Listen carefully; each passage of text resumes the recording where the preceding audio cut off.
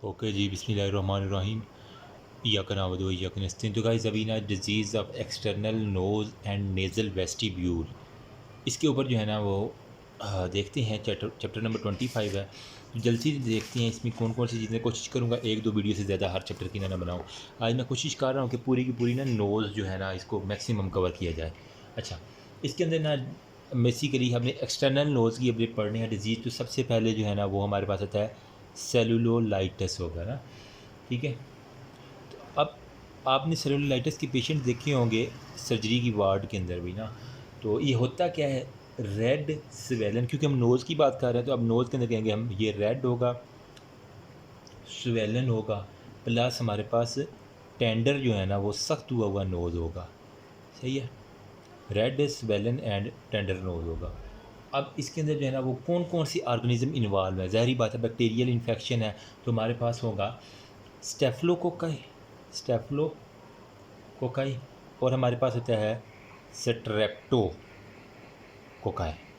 आपकी अभी माइक्रोबायोलॉजी जो है ना वो ख़त्म हुई है तो उसके अंदर स्टेफिलोकोकाई और स्ट्रेप्टोकोकाई होगा। ट्रीटमेंट क्या है, आपने क्या करना है, आपने एंटी बैक्टीरियल चुप करके दे देनी है। सही है, साथ में आपने क्योंकि टेंडरनेस आ रही है, ठीक है, वहाँ पे पेन हो रही है तो आपने दे देनी है एनाल्जेसिक्स। ठीक है, साथ में एनाल्जेसिक्स जो है ना वो दे देनी है, और साथ में वो कह रहा है कि हार्ट जो है ना वो फोमेंटेशंस जो है ना वो भी लगा दें। मतलब कि कोई भी ऐसी जो है ना वो चीज़ जो कि हीट जो है ना वो प्रोवाइड करे, हीट को कहीं आगे पीछे ना जाने दे। तो साथ में आपने हार्ट फोमेंटेशन जो है ना वो इस पेशेंट को करनी है।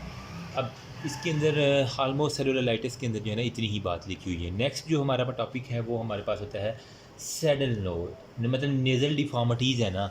ठीक है, नाक की अब जितनी भी डिफॉर्मिटीज़ है उसको डिस्कस करेंगे, और इसके अंदर जो है ना मैं बताऊँगा किस तरह ये जो आंटी है ना रिश्ते कराने वाली, अल्लाह माफ़ करे, ये जितने ऐब निकालती हैं ना कोई, बस नेज़ल डिफॉर्मिटीज़। ठीक है, इसके अंदर सबसे पहले जो है ना वो हमारे पास होता है सैडल। सैडल किसे कहते हैं, वो जो घोड़े के ऊपर रखते हैं ना तकिया सा, ठीक है, जिसे हम कहते हैं सैडल। तो सबसे पहले होता है हमारे पास सैडल नोज़, या सैडल का मतलब यूँ करके होती है ना वो, जिसे हम घोड़े के ऊपर रखते हैं, ऊपर से दरमियान से अंदर की तरफ होती है, ऊपर से नीचे और ऊपर से यूँ करके होती है यार। इस तरह करके आपकी सैडल होती है, इसके ऊपर फिर वो बैठता है घुड़सवार। तो सैडल नोज़ या डिप्रेस जो है ना वो हमारे पास नोज़ होता है। अब पहले आप डायग्राम देख लें फिर उसके बाद हम बात करते हैं।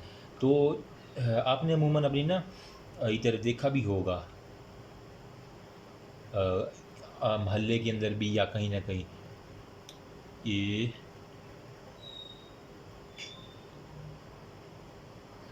ये वाली डायग्राम देखो, इसके अंदर देखो ये इसका बिल्कुल अंदर की तरफ एक कर्व आ रहा है। तो जिस तरह इसने फिर यहाँ पे सैडल बना भी दी है ना आसानी के लिए, तो यहाँ जिस तरह आप उसके ऊपर घोड़े को रखते हैं ना, घोड़े की कमर कर्व होती है, तो वैसे की वैसे।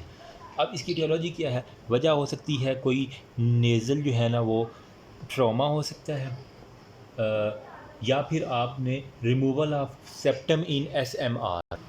ठीक है, एक नंबर पे ट्रॉमा है, नंबर 2 पे रिमूवल ऑफ सेप्टम, आपने कोई भी नाक का ऑपरेशन किया ड्यूरिंग एसएमआर, मतलब जो है ना लेज़र सब म्यूकोजल रिसेक्शन। ठीक है, तो कोई रिसेक्शन करके आपने वहाँ से जो है ना वो रिमूव कर दिया पार्ट, जिसकी वजह से नोज़ अंदर की तरफ डिप्रेस हो गया। या फिर वो कह रहा है कि कोई वजह हो सकती है हेमाटोमा। ठीक है, हेमाटोमा हो सकता है, या फिर कोई एब्सेसिस की वजह से ये हो सकता है, या फिर लेप्रेसी, ट्यूबरकुलोसिस, या फिर सेफिलिस का इन्फेक्शन जो है ना, ये भी एक बड़ी वजह है सैडल नोज़ की। अब इसके अंदर ना ट्रीटमेंट आपने क्या करनी है, आपने ऑगमेंटेशन रहीनोप्लास्टी। देखो जिन लोगों का नाक टेढ़ा होता है, नाक की जो प्रोसीजर के अंदर सबसे मोस्ट जो है ना वो रहीनोप्लास्टी है, और ये एक कहता हूँ मैं एक दर्दनाक जो है ना वो प्रोसीजर होता है, क्योंकि नाक की चोट सबसे सख्त होती है। बॉक्सर से कभी पूछे ना आप, तो नाक के ऊपर जो चोट लगती है और फेस के ऊपर जो लगती है वो सबसे ज़्यादा नाक वाली चोट दर्द है, क्योंकि वो नाजुक एरिया है ना। तो ट्रीटमेंट में आपने क्या करना है, ऑगमेंटेशन रहीनोप्लास्टी, ये नाम आपने, ये एग्जामिनर रहीनोप्लास्टी का नाम सुनना बड़ा पसंद करते हैं। ठीक है, तो RHI रहीनोप्लास्टी। इसके अंदर क्या होता है, हम फिलिंग करते हैं डॉर्सम ऑफ द नोज़ के, अगर तो वो बोनी पार्ट के ऊपर है तो बोनी पार्ट, अगर कार्टिलेजिनियस पार्ट के ऊपर है तो कार्टिलेजिनियस पार्ट जो है ना वहाँ पे हम फिलिंग करते हैं। ठीक है, तो फिलिंग प्रोसेस के ज़रिए आप जो डिप्रेस्ड एरिया होता है उसको ऊपर उठाना होता है। अब यार एक तो ये शोर जो है ना अच्छा।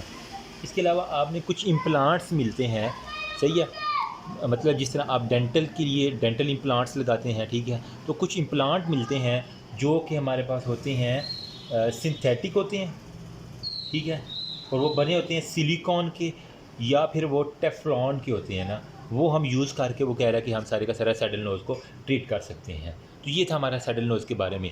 नेक्स्ट उसने जो हेडिंग दी हुई है वो हमारे पास है हम्प नोज़ की। मैं इसके बाद बुक से आपको सारे का सारा दिखाऊंगा जो जो मैंने पढ़ाया है ना, ठीक है। तो अब इसके अंदर जो है ना वो हमारे पास आता है सेकंड नंबर पे hump nose, HUMP, hump nose. Hump नाम में ही काम है। हम्प किसे कहते हैं? उर्दू में अगर मैं कहूँ तो वो कोबड़ा जिसे कहते हैं ना, कुब्बा हुआ, ठीक है, जिसकी जो है ना यूँ करके कुछ ना कुछ निकला हो बाहर की तरफ, ठीक है, तो इसे हम कहते हैं हम्प। या फिर ऊँट के ऊपर हमने देखा ना जो हम्प एक निकली होती है, उसे हम कहते हैं हम्प नोज़। तो अब आपको आइडिया होगा कि नोज़ जो है ना सैडल में यूँ था, ठीक है, तो हम्प में क्या होगा, यूँ करके बाहर की तरफ उसका जो है ना कुछ आया होगा, ठीक, इसे हम कहते हैं हम्प नोज़। तो अब इसके अंदर क्या क्या इन्वॉल्व हो सकता है, या तो आपका कार्टिलेज इन्वॉल्व होगी, या फिर आपकी बोन इन्वॉल्व होगी, या फिर बोथ कार्टिलेज और बोन दोनों ना इन्वॉल्व हो सकती हैं। ट्रीटमेंट क्या करना है, जो चीज़ हम्प्ड है उसको जो है वो आपने रिडक्शन कर देनी है, तो रिडक्शन रहीनोप्लास्टी आपने इसकी ट्रीटमेंट के अंदर करना है। बस इतनी बात पता हो तो काफ़ी है, ठीक। रिडक्शन रहीनो प्लास्टी जो है ना वो नो से जितनी भी रिलेटेड है वो रहीनो के साथ आएगा। रिनोरिया भी होता है ना, वो वहीं से याद कर लो, रहीनोप्लास्टी होगा। अच्छा, फिर आपके पास आता है नंबर थर्ड पे क्रॉक्ड या डेविएटेड नोज़। ये क्या होता है? अब थोड़ा सा आपको डेविएटेड के नाम से जाहिर हो रहा है, थोड़ा सा यूँ करके उसके अंदर टेढ़ापन आ गया है नेज़ल कैविटी के अंदर, तो मैं कहूँगा क्रॉक्ड या डेविएटेड, ठीक है, डेविएटेड नोज़। ये क्या होता है क्रॉक्ड? इसमें mid line of the dorsum जो है ना from frontonasal angle to the tip is called in a C shaped या एस शेप्ड, ठीक है, या तो वो यूँ करके सी शेप्ड के अंदर होगी या फिर वो यूँ एस शेप्ड के अंदर करके होगी। इस तरह का किसी का नोज़ हो ना, ठीक है, तो इसे हम कहते हैं डेविएटेड नोज़ या क्रम्प्ड नोज़। तो मैं कहता हूँ mid line of the dorsum, मतलब वो मिड लाइन से जो है ना वो ख़राब हो रहा है, mid line of dorsum from frontonasal angle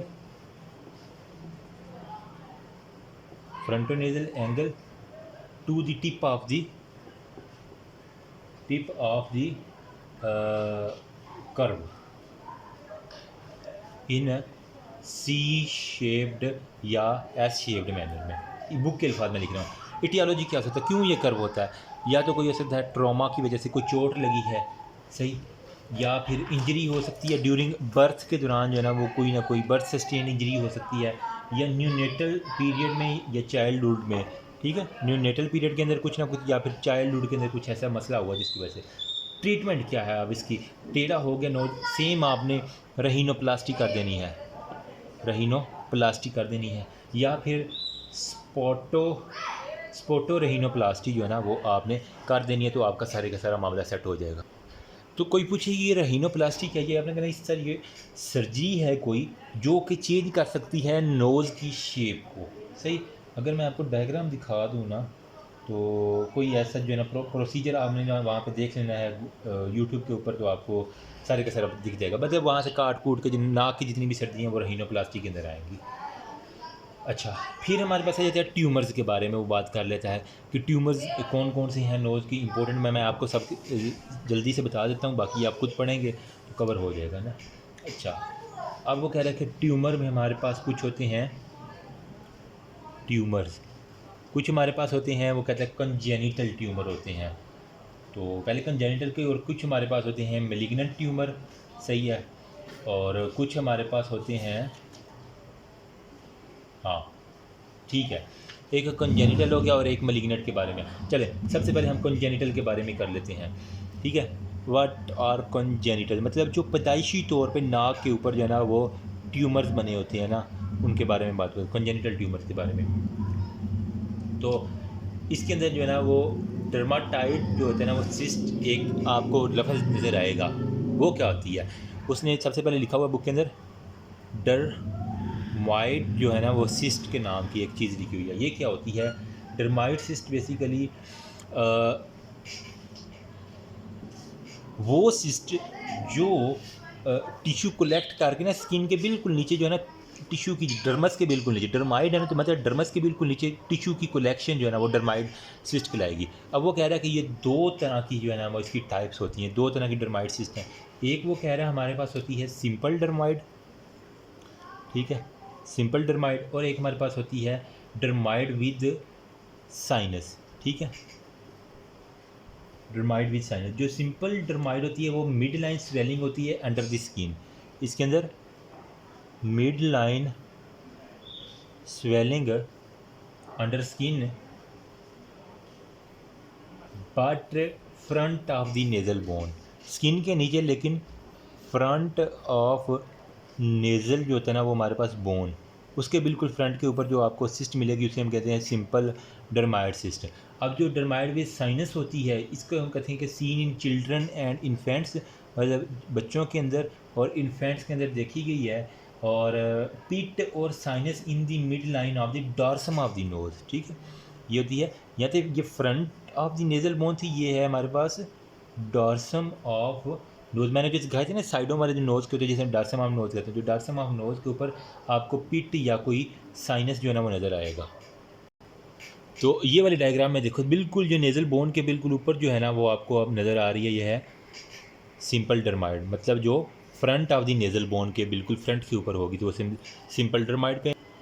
बाकी ये जो है ना हमारे पास जो है ना डॉर्सम ऑफ द नोज़ के ऊपर जो मिलेंगी ना आपको, ये देख रहे हैं आपको सिस्ट या कोई साइनस मिल रहा है, इसे हम कह रहे हैं ये हमारे पास होगी सिस्ट विद साइनस, ठीक हो गया। अब ये आपको नहीं भूलेगा। एक बहुत बात ये होगी, अब इसकी ट्रीटमेंट क्या है, आपने एक तो splitting of the nasal bone to remove any extension in the upper part of, सबसे पहले आपने वो ना स्प्लिट कर देना है बोन्स को, ठीक है, ताकि जो है ना वो जो भी आपके पास एक्सटेंशन हो उसको हम रिमूव कर सकें।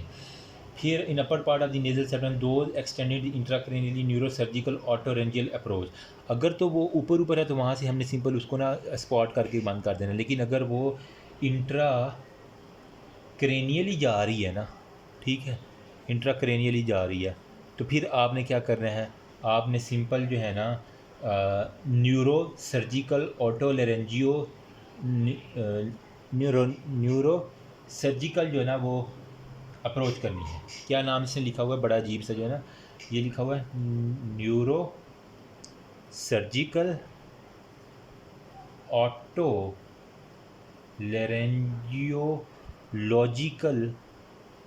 जो है ना अप्रोच, ये आपने करनी है अगर वो आपके पास वो जा रहा है ब्रेन की तरफ, इंट्राक्रेनियली जा रहा है, तो ये वाला मेथड आपने यूज़ कर देना है, ठीक है।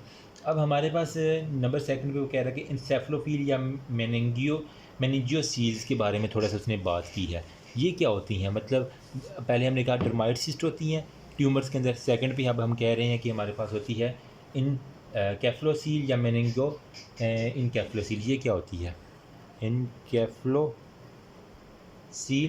अब आप थोड़ी सी एम्ब्रियोलॉजी को याद करें, या मेनिंगो एनकेफ्लोसील, इन दोनों में क्या होता है, ये बेसिकली हर्निएशन होता है ब्रेन टिश्यू की along with its meninges through the congenital bony defect, ठीक है, कोई भी कॉन्जेनिटली जो है ना वो बोनी डिफेक्ट होता है, ठीक है, उसकी वजह से क्या होता है हर्निएशन हो जाती है ब्रेन के टिश्यूज़ की, ठीक है, अलॉन्ग विद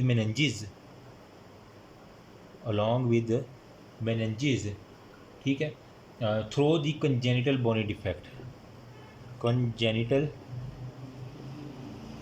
बोनी डिफेक्ट्स, सही है। तो इसे हम कहते हैं कि इनकैफ्लोसीलिया में आपने देखा भी होगा कि बच्चे के दिमाग के पीछे से यूँ कर एक खोपड़ी से एक और जो है ना, ये अगर ब्रेन है ना उसका सर को, तो पीछे से जो है ना वो कुछ ना कुछ निकला होता है जिसे हम मेनिंजियोसील या इनकैफ्लोसील कहते हैं।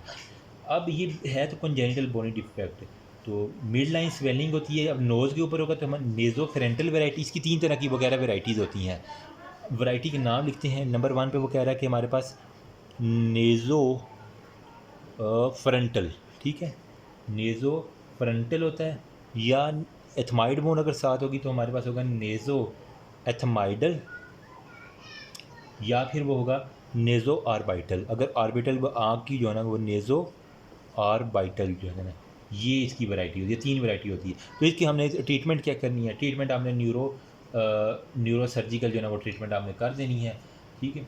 तो ये था हमारे पास इनकेफ्लोसील के बारे में मेनिंगियोसिस, ये सारी आपने एम्ब्रियो के अंदर भी पढ़ी थी ना। तो अगर ये नोज़ के ऊपर होगी तो वो सारा उसके साथ इफेक्ट होगा। अब हमारे पास आती है, उसने किया हुआ है तीसरे नंबर पे जो ट्यूमर्स की बात में आती है ना, उसने कहा पहले नंबर पे हमने सिस्ट कर ली कॉन्जेनिटल ट्यूमर्स के अंदर, हमने सिंपल डर्माइड की, फिर हमने कहा डर्माइड विद साइनस, फिर इनकेफ्लोसील या मेनिंगियोसिल की। अब हमने करना है थर्ड नंबर पे ग्लायोमा। अच्छा, ग्लायोमा क्या होता है? ग्लायोमा होता क्या है? ये basically nipped off portion of encephalocele during embryonic development. Nipped off portion of, अब वही जो इनकेफ्लोसील था पीछे वाला, उसका जो निप्ड ऑफ पोर्शन है ना इनकेफ्लोसील ड्यूरिंग एम्ब्रियोनिक डेवलपमेंट, इसको हम कहेंगे ग्लायोमा। निप्ड ऑफ मतलब जो बंद कर दिया गया हो ना पोर्शन। तो इसको अगर मैं आपको एक डायग्राम दिखाऊँ ना, nipped off portion of the glioma of the nose, तो ये देखें जिस तरह पीछे वो ब्रेन के अंदर था, कैफ्लोसील में ब्रेन के पीछे होता है, लेकिन यहाँ पे जो निप्ड ऑफ पोर्शन जो होता है ना, इसको थोड़ा सा ये मैं दिखा दूँ, ठीक है। तो नाक के ऊपर कहने के एक फोड़ा सा बना हुआ है जिसे हम कहते हैं कि वो ग्लायोमा होता है इन सिंपल वर्ड। अब इसके अंदर जो है ना वो हमारे पास एज सच तो 60% वो कह रहा है कि ये हमारे पास होता है एक्स्ट्रा नेजल, बाकी जो है ना कोई वो फिर सबक्यूटेनियस स्वेलिंग होती है ऑन दी ब्रिज होगी या साइड ऑफ नोज़ के ऊपर होता है या फिर इनर कैंथस के ऊपर, ठीक है। तो ये था ग्लायोमा के बारे में, और ये था हमारा अभी तक हमने डिस्कस किए हैं कॉन्जेनिटल जो है ना वो ट्यूमर्स। अब हम करेंगे बिनाइन ट्यूमर्स के बारे में जो आगे स्प्रेड कर देगा, ठीक है। बाकी नेक्स्ट वीडियो में, थैंक यू।